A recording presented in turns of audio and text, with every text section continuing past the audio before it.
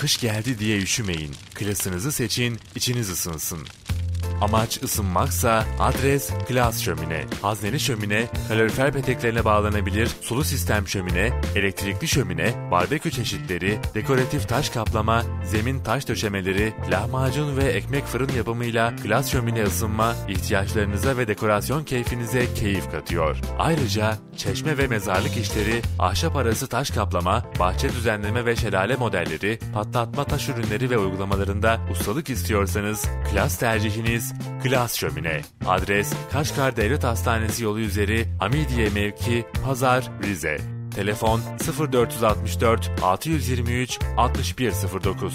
GSM 0537 692 2602. www.klassomine.net. Dekoratif ve sıcak ortamlarınız için adres Klas Şömine.